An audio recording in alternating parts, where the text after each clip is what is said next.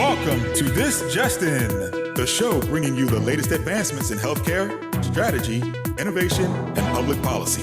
And now, for the fastest voice in healthcare, here's your host, Justin Barnes.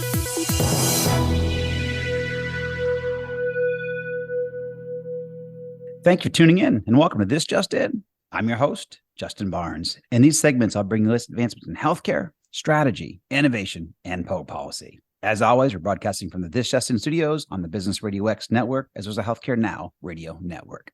For this episode, my 259th episode, we have one of healthcare's greatest leaders and collaborators, Russell Branzell, President and CEO of CHIME. What an honor to have you on air, my friend. Justin, what a pleasure to be with you today. Long time no talk to in this world of COVID, but it is great to be with you. I know. It's great to hear your voice again. So, just starting off, how are you? Where are you calling in from? All that good stuff. We are doing wonderful. As all, we've kind of battled through the last three years, so we're doing quite well, family, everyone. But I am calling in from just outside of Atlanta, Georgia, little tiny town of Houston, Georgia, which almost nobody knows where that's from, to say the least. And so, it's absolutely a wonderful place to live. Great. And I assume you've been traveling a lot, spending some time in Florida, but also nationally. Do you do a lot of speaking, or what does your travel may consist of?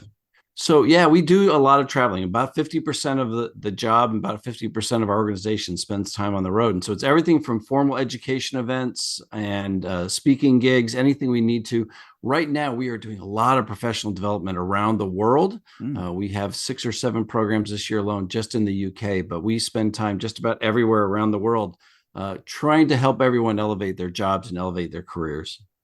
Fantastic. And when Roberta kind of brought the show up and the theme and the opportunity to me, I got really excited. First of all, we're longtime friends and collaborators in the industry, but also I've never really dedicated a show to kind of like the CIO suite and that whole world. And so, I know CHIME has a great dedication there.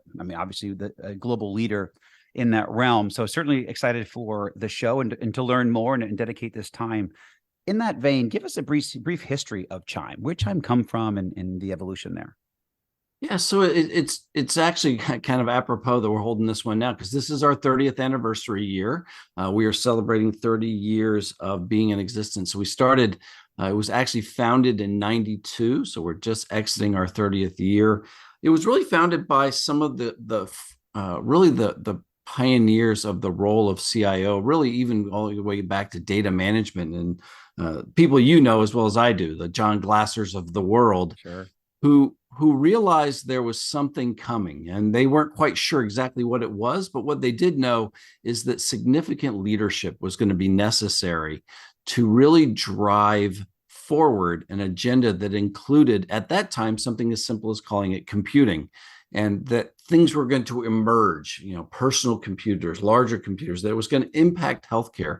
And they were starting to see some things like smaller applications, radiology systems, laboratory systems, and that this was going to become a real job and a real profession for people to work for. So they came together and formed a small, at that time, association, great leaders coming together to say, we got to figure this out. We got to figure out how we're going to lead, how we're going to support each other. And about 100 people came together in that first group. And that's kind of how CHIME was born. And it really happened in kind of a natural incubative way. But that's really how our pioneer leaders to begin with really kind of got us together. I love it. So you've been there, about 10 years now? I have been there almost to the day, 10 years. Yeah, absolutely. Wow. I remember when you took the position. So very cool. And obviously time flies and COVID didn't help. I think John said COVID was the, what was his, John Halamka last week literally said COVID was the fastest 10 years of his life. Something I would absolutely agree. I don't know where those 3 years went, but we'll never get them back. I know that. Exactly. And the fact that it's probably feels to all of us like 10 years when you look back, but couldn't agree more. So how, over the last, even the 10 years, how has CHIME, kept up with the industry and continued to be a leading voice and a strong force at that?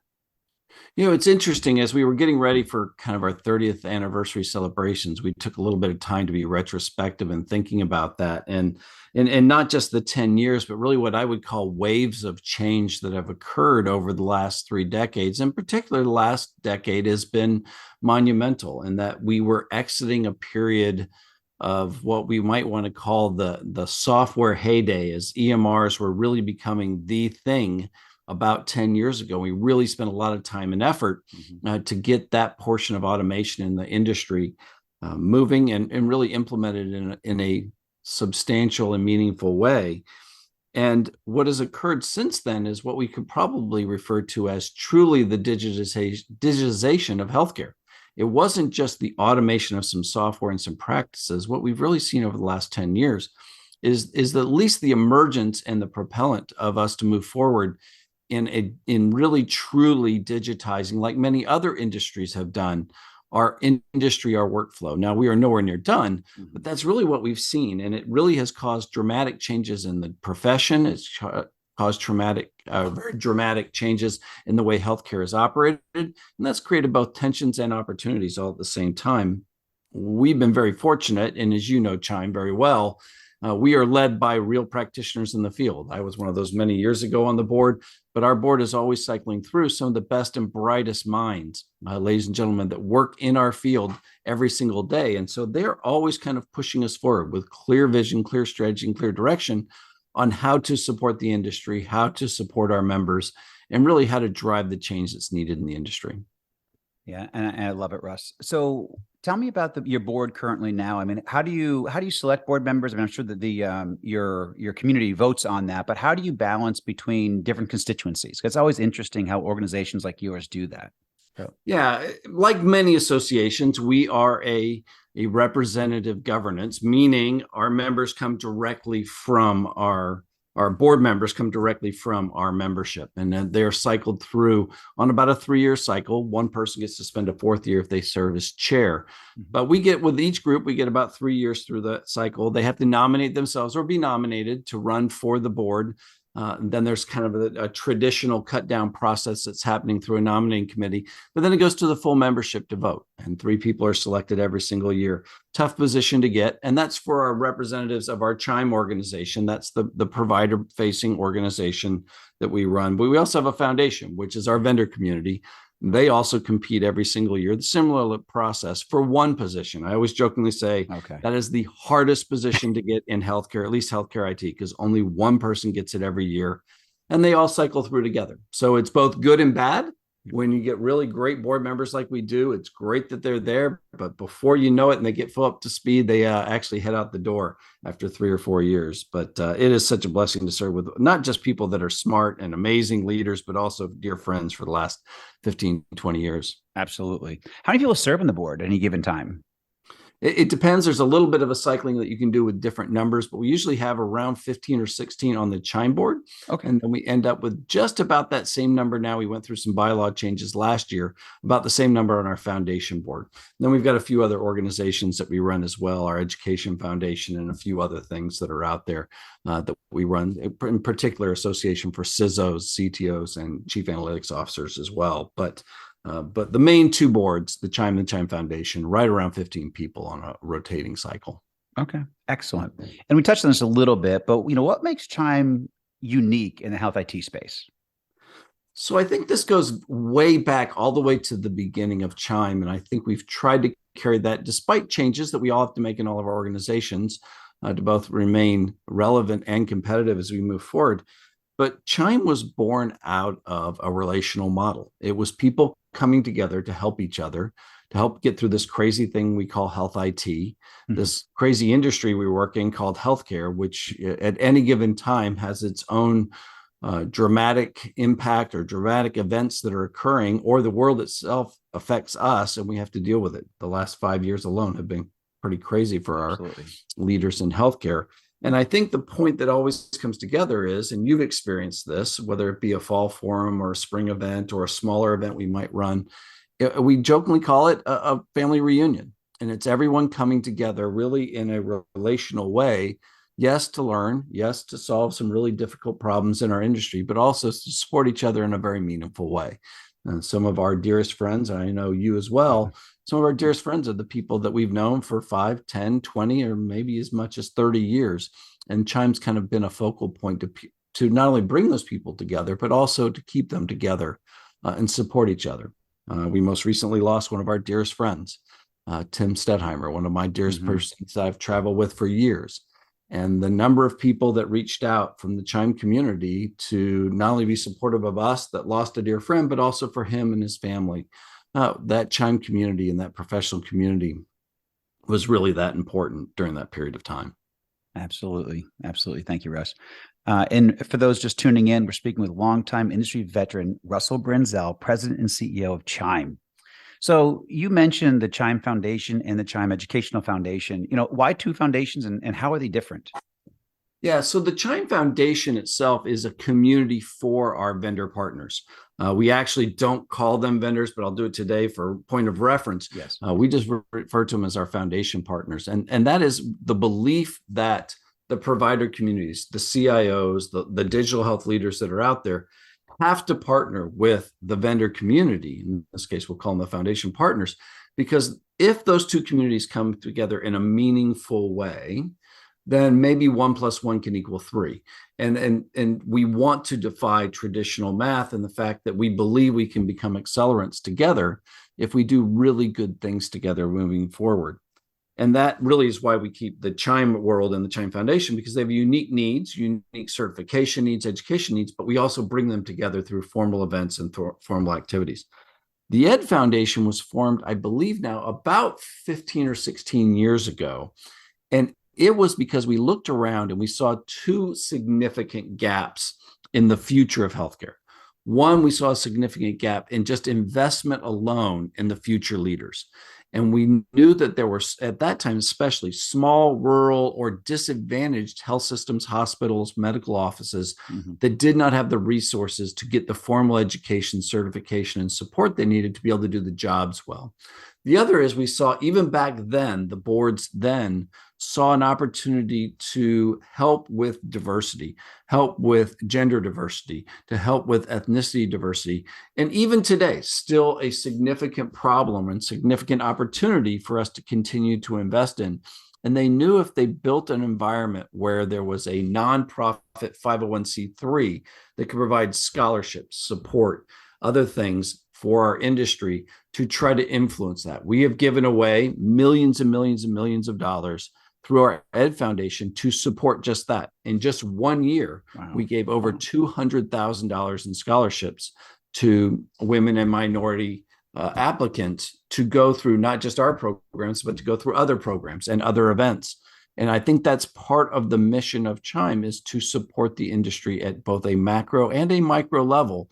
And this obviously is one that the organization has taken very seriously, even before it became such a prime issue. Right. CHIME and the leaders before the current ones saw it as an opportunity. And that's purpose of the Ed Foundation.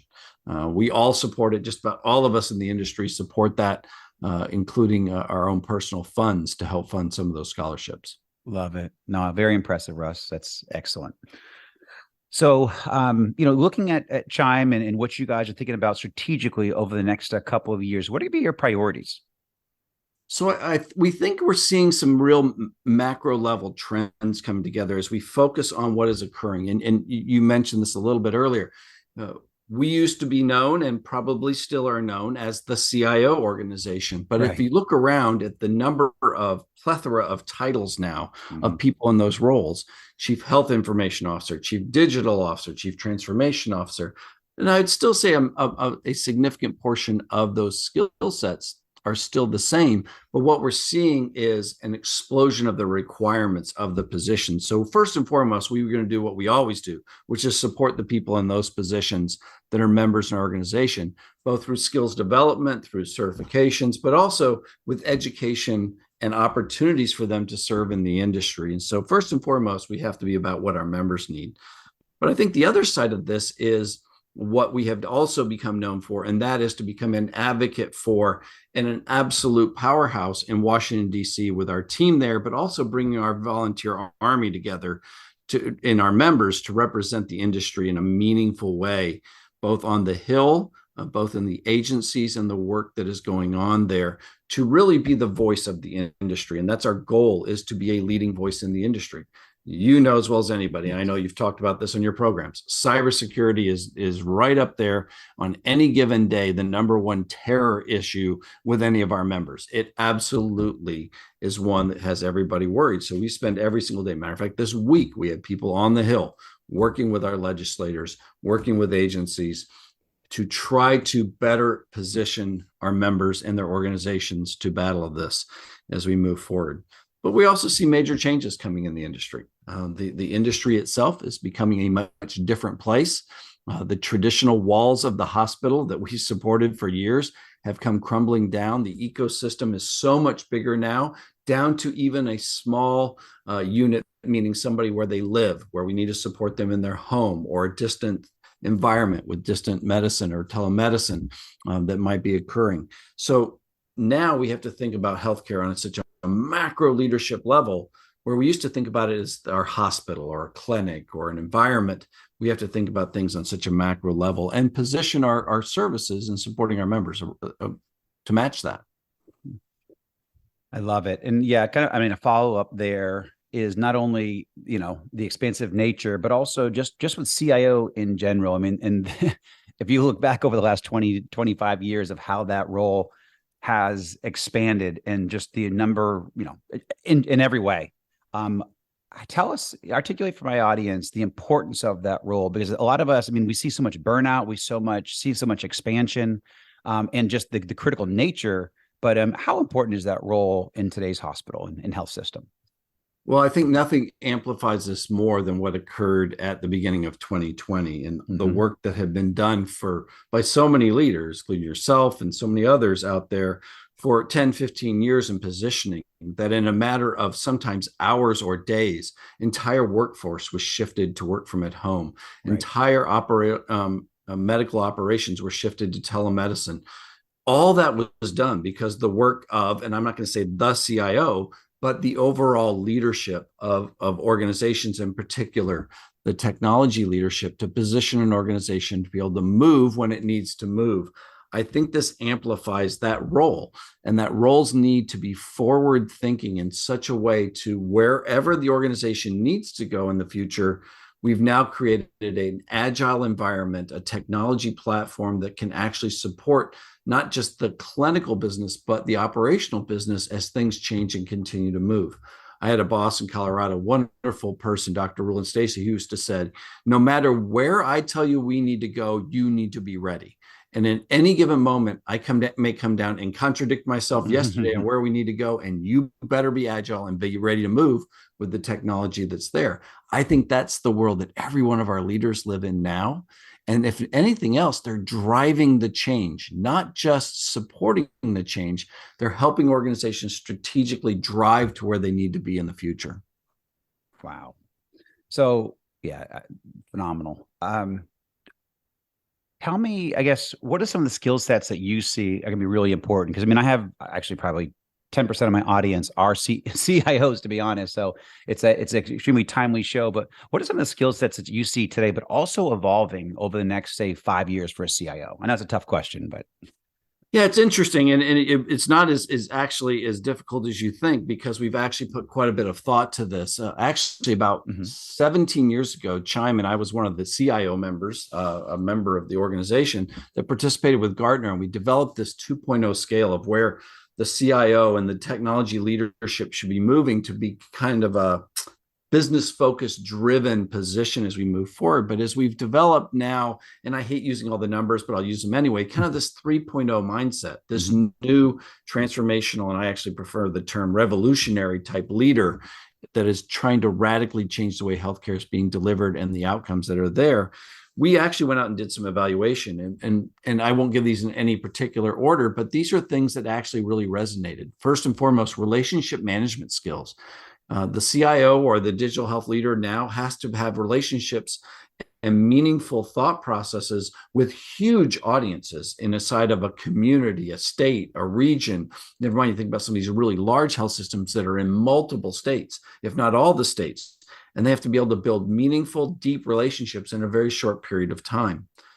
And one of the things I think is also most important, and this is a fundamental change in the way we've operated, we were always change managers. We were really good at project management, on budget, on time, on delivery, all that kind of stuff. But now it's the concept of change leadership, helping human beings and organizations fundamentally change the way they operate and think. And that's a new skill set. That is not the same skill set as change management. Almost anyone can get trained in project management. Helping human beings change and move through that process that sometimes include mourning, includes actually, madness, sadness, all these kind of emotions, is a skill set that many of us weren't trained in, but is critically important. And as we move into a value-based care model, that word actually is very meaningful to the digital community, which is value realization, to be able to actually deliver outcome-based results by applying, whether that's technology or process change, whatever needs to occur to actually drive value. And there's a few others, really being involved with the strategic planning process more than ever. And what has emerged the last 12 to 18 months, although it was always on the list, it seemed a little less critical, and now it's just in our face, is this concept of talent leadership. And being able to not only identify talent early in a process and maybe a little bit younger in their careers, but also be able to rapidly develop people in a fact that we are in a massive labor war right now. And this isn't just nurses or doctors. It's everywhere in the world right now. And more than ever, our leaders have to be right on the front lines of developing talent. So that's just a few. Russ, I love it. I wish, man, we should have done a double show, but this is fantastic. I've got about 3 more minutes left. I want to cover ViVE, but what you just said, I mean, you're so spot on. I mean, just with talent development and leadership development and the importance of, us as leaders, we have to do our jobs. We also have to, coach everybody else up and bring them along and help them fly. So I love the fact that you're focusing on that. But ViVE is here in a few weeks. Very excited for it. I believe we're going to actually do a great, great session actually on stage with you coming up. So excited for that. But tell us, why ViVE and kind of why now? So ViVE was really birthed out of a unique proposition, which our partners in that event is health. They're known for kind of a modern, kind of a hip feel. I hate using that term, but kind of a modern feel of really dynamic events, with CHIME's belief and absolute commitment to the fact that we've got to do some radical things to solve some problems and to actually innovate, transform, and, as you heard me use the term, create revolutionary change. And we really didn't see that environment where all the thought leaders could come together, those really drivers of change, and create a catalyst and really create an environment. Matter of fact, there's a term back in my really old days of rocket science when I was in the military, this hyperbolic thing where you bring 2 inert things together and it creates an explosive opportunity. And I think that's what we're trying to do, is create an environment where some really rapid, meaningful relationships are formed, solving some of the toughest problems, and really at the exact same time brings people together at that leadership level. And again, I think last year we had 86% of the people that came to the event were at leadership level. We're seeing the exact same thing this year. Not that everybody isn't important, but there's environments for everybody. But this event is really designed to bring leaders together with other leaders to solve big problems. Yeah, I could not agree more. I went to the HLTH, or the health conference, like 4 or 5 months ago, 3 months ago. Phenomenal. But I missed ViVE last year, was not going to miss it again. So I'm very excited to go in a few weeks. But health, I agree with you with, what health has been able to do, kind of this modern feel. I was shocked at how many thought leaders are just walking around, just in the hallways and all that. And I'm like, I mean, I think half my guests from my radio show of the last couple of years, or last 10 years, we're walking the halls. So it's so cool. There's so many friends and former collaborators. So I completely agree. And I'm very excited for ViVE. This will be my first one. I'm a little ashamed to say it. This is the second year of ViVE, or third? This is the second. This is just the second one. This is, as we jokingly said, this is our sophomore year, and we're not going to have a slump. Love it. Not at all. No, you guys got an extremely great vibe out there, a vibe, I should say. But for ViVE. But I'm excited for it. We all are. We've done some great shows. So I had Rich Scarfo on, Steve Lieber on recently. So it's just, all of us are excited. I mean, obviously there's a couple of great leaders that are going to be there. Now we have you on the show. And this actually was not really orchestrated. These are just friends of mine through the years who have been able, Steve and I try to catch up every year or two. You and I have not caught up in a long time. So it was great. And nor had Rich and I. So this is just all very timely, but that's just the way it all comes together. So this is terrific. And I look forward to seeing you. So when do you actually head there? When do you head to Nashville? We're actually, as always, we're running a couple events beforehand. So I'm actually there the week prior to that, where I actually start getting there, I think on the 21st or 22nd of March, and I'm there all the way till the end of the month. So we are taking over Nashville. So as I always say, watch out, Nashville. All the health IT geeks and fun people are going to be coming to your town, and we'll enjoy it, to say the least. But the end of March is going to be a great time in Nashville. Yeah, I think I'm going there on the 22nd myself. I'm going to get there a bit early to get settled. I'm actually doing a live broadcast Monday, Tuesday, and Wednesday from ViVE in Nashville. So it's going to be a pretty intense time, but I'm very excited for it. I'm going to get there early just to prep, make sure everything's good to go. So, well, I look forward to seeing you in the little CHIME village that we'll have there as well. So there is a private CHIME community for all of our CHIME members and our CHIME team, although the grander ViVE will be wonderful as well. You got it. All right, Russ. Well, hey, thank you so much. I look forward to seeing you here in a few weeks. And it's just great to have you back on air, my friend. Thank you. Thank you. And take care and God bless. You got it. God bless. And thank you. And thank you to everyone for joining us today. And you can join us weekdays at 2:30 p.m. Eastern, 11:30 a.m. Pacific. If you miss any of this show, as always, you can track me on Twitter at HIT Advisor and use the hashtag #ThisJustinRadio so we can respond to your comments from the show. If you miss any of this episode or want to hear more, everything's posted on Apple iTunes, SoundCloud, iHeartRadio, and TuneIn. We also launched some new content at justinbarnes.com, so you can check that out. Thanks, everyone. Stay safe. Have a great week.